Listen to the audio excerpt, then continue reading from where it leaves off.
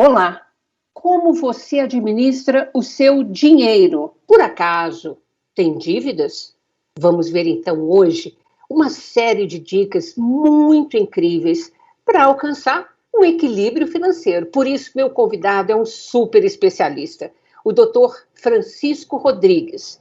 O Dr. Francisco Rodrigues, ele é economista, educador financeiro e especialista em saúde financeira. Seja muito bem-vindo. Muito obrigado, Lina. Muito obrigado a todos os telespectadores. É um prazer enorme estar aqui novamente para poder contribuir com os nossos telespectadores, com as famílias e com a nossa sociedade que precisa muito de saúde financeira. Então, primeira pergunta que eu quero fazer é exatamente sobre como é que a gente deve se relacionar com o dinheiro, doutor Francisco? Olha aí, excelente pergunta, excelente. Como é que a gente deve se relacionar? Primeiro, sabendo qual é a nossa relação com o dinheiro e como a gente pensa sobre ele. Então, por exemplo, a tua relação é insegura com o dinheiro, você tem uma relação de medo com o dinheiro, você tem uma relação conflituosa com o dinheiro. Então, por que eu trago isso? Porque tem pessoas que têm medo de tocar no dinheiro, têm medo do dia do pagamento, têm medo de pagar as contas. E eu trago isso aqui pela minha vivência. Tem pessoas que eu atendo, que recebem o dinheiro, mas não pagam as contas, porque tem medo de pagar a conta. Então, como é que a gente deve se relacionar com o dinheiro? De uma forma saudável, de uma forma equilibrada e entendendo que o dinheiro, ele é um parceiro para a sua qualidade de vida. Então, se você tiver esses conflitos, se você tiver esses medos, você precisa reorganizar a sua vida financeira e se apropriar da educação financeira, porque ela vai te ajudar muito nesse processo. Olha, essa coisa de receber o dinheiro e não pagar a conta é o medo de ficar sem dinheiro. Então, eu quero engatar a questão sobre consumismo. Como é que a gente deve aprender a consumir com equilíbrio? Muito não bom. Gastar mais do que a gente ganha, né? Excelente. Olha, para aprender a consumir com equilíbrio, aí entra também na questão que a gente chama do seu perfil financeiro, né? Você é uma pessoa agressiva na hora de consumir, você é uma pessoa moderada, ou você é uma pessoa conservadora. Ou seja, você é uma pessoa que consome dentro da sua realidade, você procura comprar mais itens de desejo ou mais itens de necessidade. Tudo isso entra dentro do seu perfil. E aí vai ser esse perfil que vai determinar o seu tipo de consumo. Então, se você é uma pessoa agressiva, geralmente, você é uma pessoa que compra mais itens de desejo e é uma pessoa que está o tempo todo sendo influenciada pelas propagandas. Compra, compra, compra, que é o último dia, compra, compra, compra, porque os outros vão ter e você não vai ter. E aí o consumismo é aquela situação, você compra com o dinheiro que não tem para impressionar as pessoas e viver de aparência. E tudo isso vai levando o quê? Ao endividamento e a pessoa que compra para acumular. E aqui eu entro também no outro ponto. O consumista, ele tem um outro problema, que é o que a gente chama de comprador esquecido. Ele compra, não usa, quando precisa de um item, ele pode procurar no guarda-roupa ou talvez na despensa, mas ao invés de procurar novamente esse item, ele decide ir no mercado ou numa loja para comprar novamente. Então, o consumismo tem uma série de problemas que a gente recomenda em alguns casos que se procure um especialista da saúde mental. E me diga uma coisa, é importante, por exemplo, a gente rubricar o nosso dinheiro, ou seja, bom, esse tanto em geral eu gasto para comida, esse tanto para aluguel, esse tanto, ou seja, é importante rubricar esses valores que a gente tem, por menos que seja? É importante porque aí você começa a ter uma boa relação com o dinheiro. Aí a gente traz para essa ideia. Se eu começo a rubricar, significa que eu começo a mandar no dinheiro e não ser escravo do dinheiro. Ou seja, quando ele entrar na minha conta, eu já tenho no meu consciente a certeza do que vai acontecer. Então, mesmo que eu não faça um planejamento anotado, eu tenho um planejamento na minha mente. E aí a gente traz uma coisa muito importante aqui. A educação financeira é importante, as planilhas são importantes, mas o mais importante quando a gente fala de dinheiro é a preocupação. E aí, dentro dos dados que eu trabalho, eu mostro para as pessoas que as planilhas nos ajudam, mas elas não nos tiram das dívidas. Então, A preocupação é a coisa mais importante. Hoje mesmo, eu posso falar de uma vivência que eu tive nesse final de semana, né? E a vivência foi, se você não anotar na planilha e você se preocupar o mês todo nos seus gastos, tudo isso vai refletir no seu cartão de crédito. E aí, tem muitas pessoas que não conseguem pagar o cartão de crédito integral. Aí o que eu quero trazer com isso? Que a pessoa falou assim para mim, Francisco, mas quando chega o cartão, não consigo pagar. O cartão de crédito é o reflexo do seu comportamento mensal.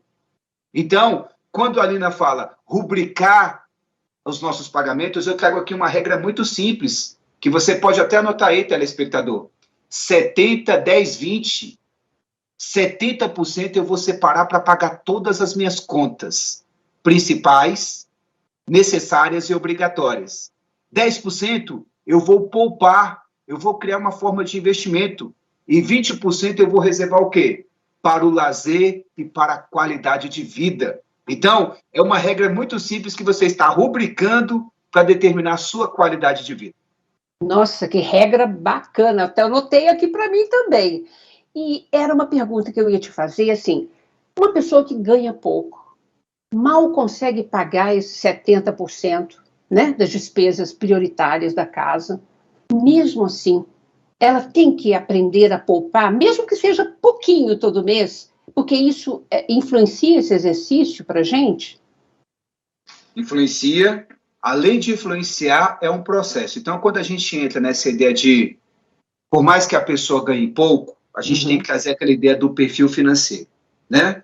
O que é o pouco? Então, a gente vai trazer para a nossa realidade. Tá. O pouco seria a gente imaginar que o nosso salário ideal hoje, segundo o Diese, seria da ordem de R$ 6.280, o salário mínimo necessário para uma família de 4 pessoas. Só que o nosso salário mínimo atual é de 1.320. Ou seja, nós vamos criando o nosso consciente de que esse salário é pouco. Se a gente vai definindo que o salário é pouco, a gente começa a gastar errado. Então, o que a gente tem que entender?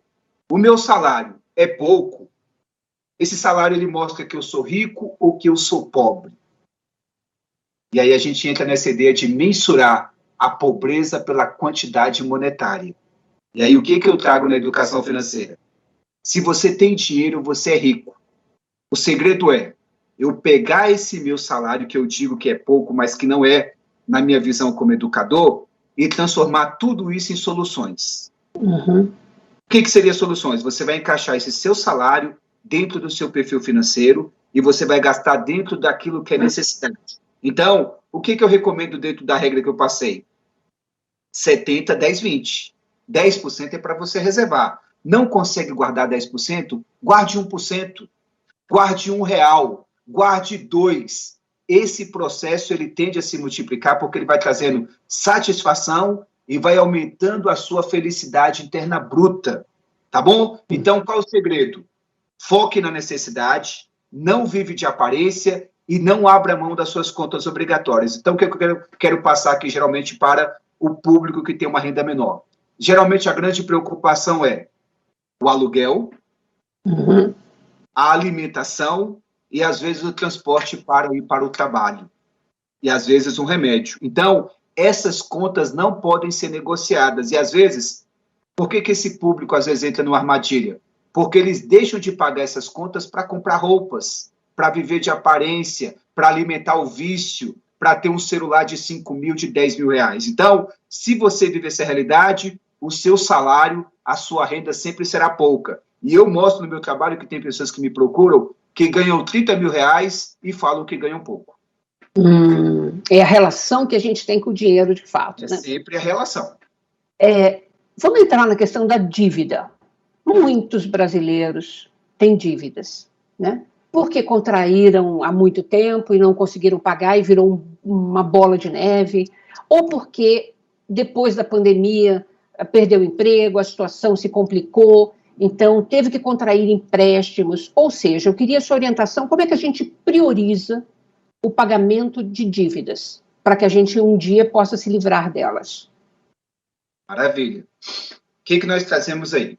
Se eu pego o meu consciente e já vou trabalhando a reserva ali de 1% a 10%, eu já começo a me organizar para esse processo. Então, o que eu teria que fazer que eu oriento? Primeiro, eu vou fazer um diagnóstico, aqui independente da minha renda. O que seria esse diagnóstico? Eu vou identificar quais são os ralos financeiros que estão acontecendo na minha vida. Ou seja, o que eu estou gastando além do que eu deveria e que eu não sei. Então, você vai fazer uma anotação por 1 mês, por 2 meses ou até 3 meses. O que seria isso? O que eu gastei nesse mês que eu não deveria ter gastado? Então, você vai identificar e você vai cortar para o mês seguinte e você vai fazer isso durante 3 meses. E aí você vai identificar provavelmente que, poxa, eu estou gastando 15%, 20%, até 30% da minha renda desnecessariamente. E aí você vai decidir. Olha aqui, a planilha ajuda. Mas se você não decidir, a planilha não ajuda em nada. Quem decide é você. Então você vai decidir qual é o percentual que você vai guardar do seu dinheiro. Então, por exemplo, se você identificar que é 20%, vai ser com esses 20% que você vai se preparar para renegociar suas dívidas com o credor. Então, não basta, por exemplo, eu estou vendo aí uma coisa interessante, veio o Desenrola, veio o Renegocia do Ministério da Justiça, veio o Feirão Limpa-Nome, agora está vindo um segundo Feirão Limpa-Nome. Presta atenção. Só é interessante você renegociar se você estiver preparado. Não é porque o governo criou um programa que você deve entrar nesse processo. Então, para eu ir para uma negociação, me preparo, porque aí a gente entra, Lina, na armadilha do que cabe no meu bolso. Né? Se couber no meu bolso, eu negocio. Mas pensa, você já está doente financeiramente, você não fez um diagnóstico, às vezes cabe no seu bolso no curtíssimo prazo, cabe no primeiro mês e no segundo mês. Você não vai ter sustentabilidade para pagar essa dívida. Então, faça isso, que é um bom caminho. Olha, eu vou precisar chamar um rápido intervalo e a gente continua com as dicas no próximo bloco, tá bom? Corretamente. Você não sai daí, não, principalmente se você quer conquistar a saúde financeira. Voltamos hoje conversando sobre saúde financeira, como conquistar o equilíbrio financeiro com o especialista, o economista e educador, Dr. Francisco Rodrigues. Francisco, vamos continuar só mais algumas dicas ainda sobre endividamento. Quer dizer, tem tipo, portanto, de devedor e tem tipo de ciclo de endividamento? Tem sim. Um dos tipos de devedores aí que é muito bom a gente trazer para o que falamos no bloco anterior é a ideia do consciente e do inconsciente. Né? Então, por exemplo, tem pessoas que aí seria a maioria do perfil dos brasileiros, que fazem dívidas com a intenção de pagar e quando chega na data de pagar não consegue. Por quê? Porque não fizeram um bom planejamento, porque não monitoraram o planejamento e porque não decidiram corretamente como iria pagar essas contas. Então, aí a gente entra no tipo de pagador que é inconsciente, mas é um pagador de boa fé. E quando essa pessoa não consegue pagar, ela fica angustiada e fica muito preocupada. E, às vezes, algumas pessoas entram em depressão e o muito triste disso é porque alguns recorrem às financeiras, aos bancos e até agiotas. Então, nesse ponto, o inconsciente ele tem que realmente procurar se envolver com a educação financeira. O outro tipo é o que nós chamamos de consciente, que são pessoas que fazem dívidas com a intenção de não pagar mesmo. Isso existe. Ela pega emprestado com amigo, com parente, pega no setor financeiro, justamente para não pagar. Né? Então, esses aí são os tipos. Aí você colocou aquela outra observação, que além dos tipos, você fez a observação que eu acho que seria muito bom você relembrar aqui para nós, por favor. Do ciclo financeiro, né? Do ciclo de endividamento. Olha aí, o ciclo de endividamento, como é que ele começa? O primeiro a gente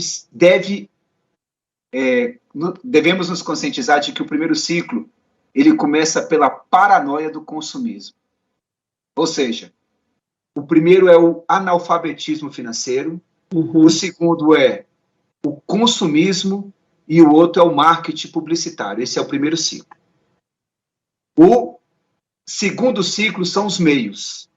Os meios cartão de crédito, a forma de utilizar, pegar diversos cartões de crédito, utilizar o cheque especial, pegar emprestado com muita gente, comprar aquilo que não é necessidade e priorizar itens de desejo, né?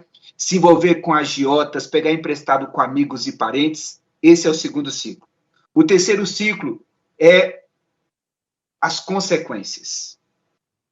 Ou seja, tristeza, desânimo, baixa produtividade, alguns chegam à depressão e aí alguns chegam a perder o patrimônio que conquistou, chegou a perder a família e aí entra no que a gente chama de superendividamento, ou seja, o salário que eu ganho já não suporta as minhas contas. Então, aí já é um nível de sofrimento que, em alguns casos, as pessoas vão para o tratamento de saúde mental. E aí eu vou trazer aqui um outro grave que está acontecendo, e seria muito importante a gente enfatizar daqui para frente, quando a gente falar de educação financeira.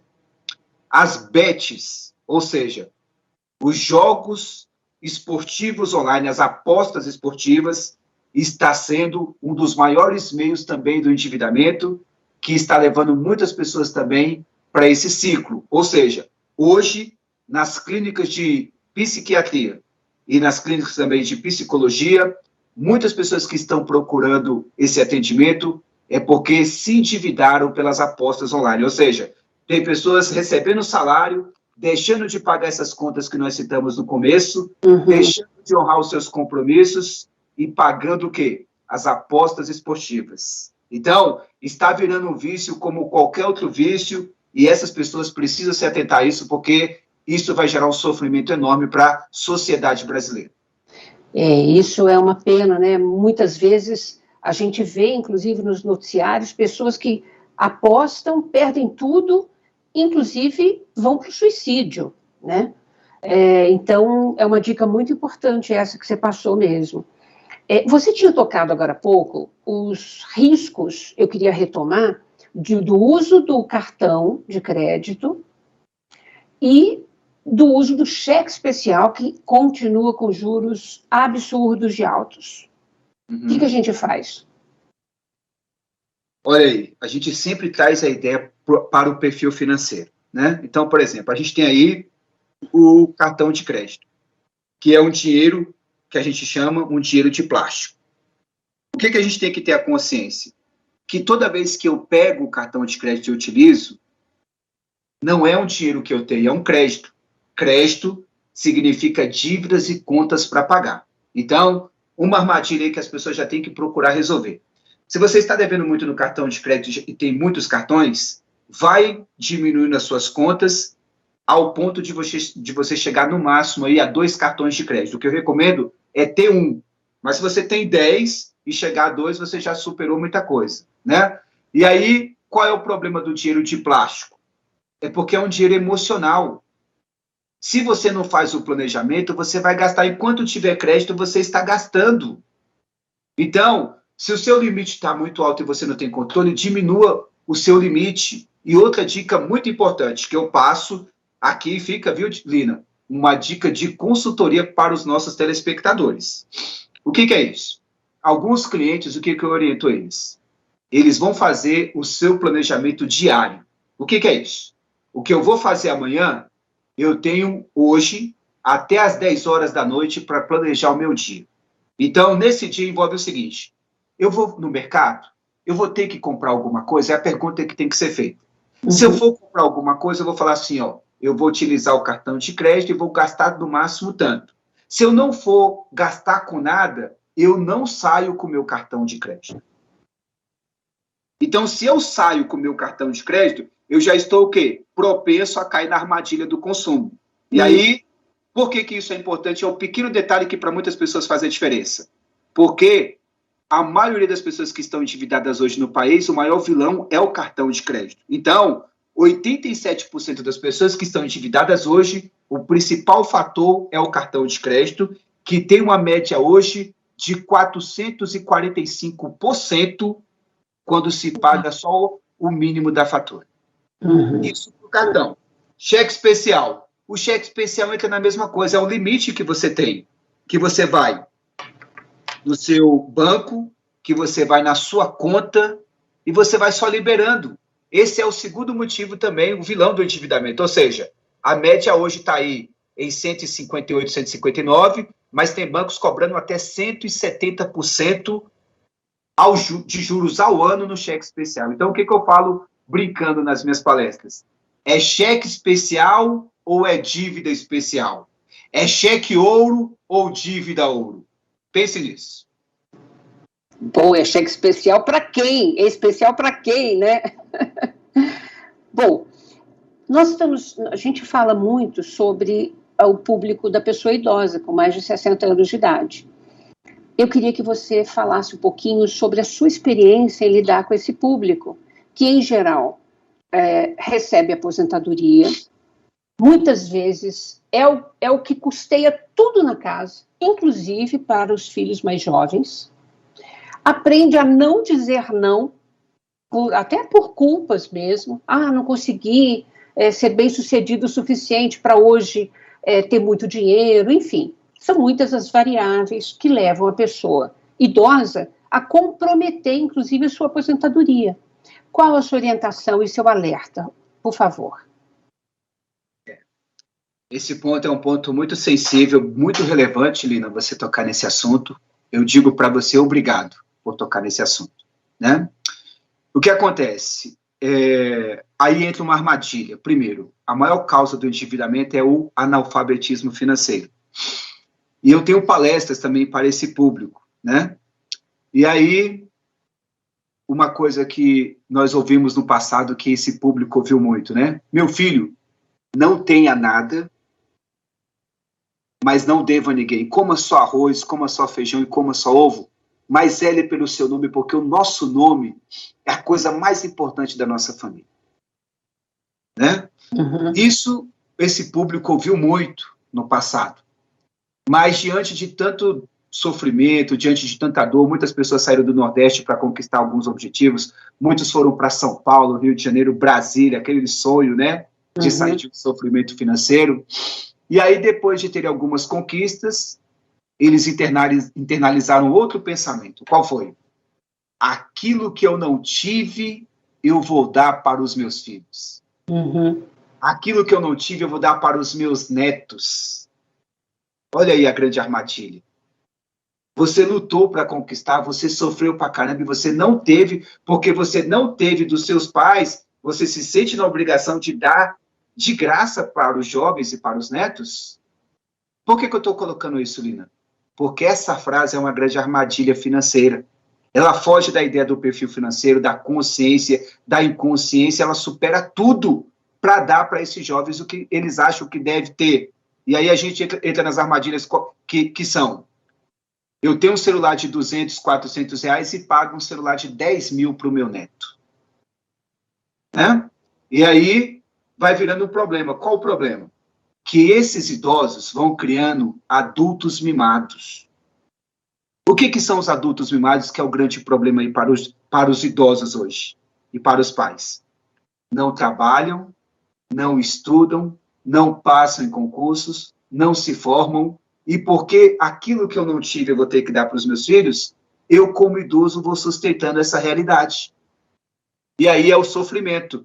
Muitas casas hoje, milhões de casas no Brasil hoje, e nas nossas famílias que a gente observa, amigos próximos, estão sustentando esses idosos. E aí é onde eles caem na armadilha. Hoje a gente tem outro problema, que são o quê? Idosos cuidando de idosos. Eu atendo uma senhora que ela tem 65 anos, ela cuida da mãe que tem 90. Uhum. Então, o que a gente tem observado? Que esses idosos que acharam que aquilo que eu não tive eu tenho que dar para os meus filhos, quando falta o dinheiro, eles são os principais, vamos dizer assim, as principais vítimas dos golpes financeiros. Aquilo que eu não tive eu vou ter que dar para os meus filhos, aí começa.